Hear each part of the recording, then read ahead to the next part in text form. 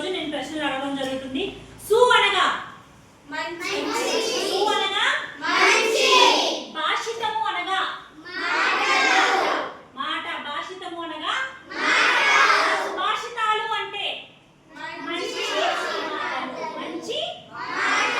మరి సుభాషితాల నుంచి ఏ కవి అయితే కవి యొక్క పేరు, కవి యొక్క శతాబ్దము, కవి రాసినటువంటి శతకం పేరు నేను ఇప్పుడు అడుగుతాను చెప్పాలి.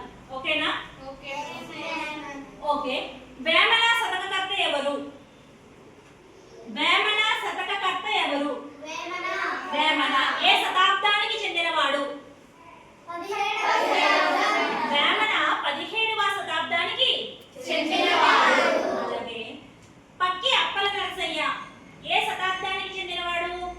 17వ శతాబ్దానికి చెందినవాడు. మరి అతని యొక్క శతకం పేరేంటి? కుమార కుమారి శతకం. మరి ఈ శతకం అనేది ఎక్కడ? పద్యంలో 4వ పాదంలో వచ్చేటటువంటి చివరి మాటలు ఏవైతే ఉన్నాయో వాటిని మనము వాళ్ళ యొక్క శతకాల పేరుగా చెప్తాం. అవునా? కాబట్టి ఆ చివరిలో వచ్చేటటువంటి కుమార కుమారి, కుమార కుమారి అని ఉంటుందంటే అది ఎవరు రాసినట్టు? ఎవరు రాశారు? అది పక్కి అప్పల నరసయ్య. ఈయన ఏ శతాబ్దానికి చెందినవాడయ్యా అంటే 17వ శతాబ్దానికి చెందినవాడు. మరి పోతులూరి వీరబ్రహ్మం ఏ శతాబ్దానికి చెందినవాడు? 17వ శతాబ్దానికి చెందినవాడు. మరి ఈయన యొక్క శతకం పేరేంటమ్మా? Very good, Kalikamba Saptapadi. అలాగే మారద వెంకయ్య ఏ శతాబ్దానికి చెందినవాడు? 16వ శతాబ్దానికి చెందినవాడు. మరి ఈయన రాసినటువంటి శతకం పేరేంటి?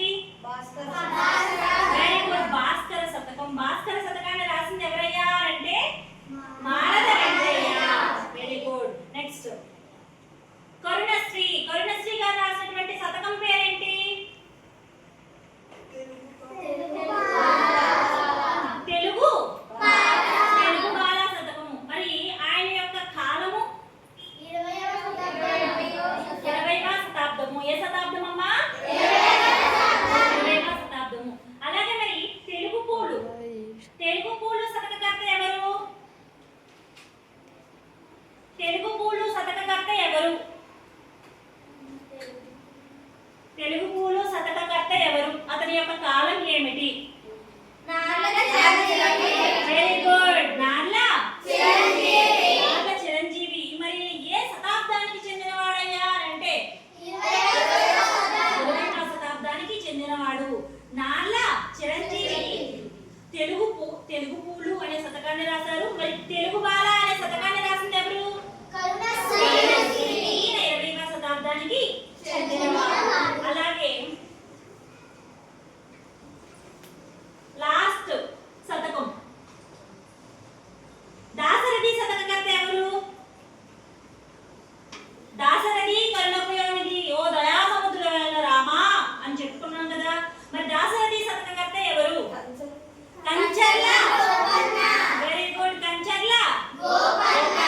మరి ఈయన ఏ శతాబ్దానికి చెందినవాడయ్యా అంటే 17వ శతాబ్దానికి చెందినవాడు. మరి ఇవన్నీ కూడా మీకు గుర్తున్నాయా? 13వ శతాబ్దానికి చెందినవాడు ఎవరమ్మా? తిక్కన. Very good, Tikkana. మరి తిక్కన ఏ శతకాన్ని రాశాడు? ఆంధ్ర మహాభారతం. ఆంధ్ర మహాభారతాన్ని రాసినటువంటి శతకకర్త తిక్కన. ఈయన ఏ శతాబ్దానికి చెందినవాడయ్యా అంటే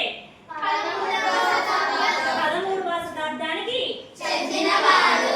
వెరీ గుడ్. మహతీ వాక్యము అనగా మహద్వాచకము, మహతీ వాచకము, అమహద్వాచకము. వాచకాలు 3 చెప్పుకున్నాం. మరి మహతీ వాచకం అనగా వెరీ గుడ్, స్త్రీల గురించి తెలియజేసే వాచకాన్ని ఏమంటాము? మహతీ వాచకము అంటాము. మరి లింగ భేదం లేనటువంటి వచనాన్ని ఏమంటాము? అమహద్వాచకము అంటాము. ఏమంటాము? మరి పురుషుల గురించి తెలియజేసేదాన్ని ఏమంటాము? స్త్రీల గురించి తెలియజేసే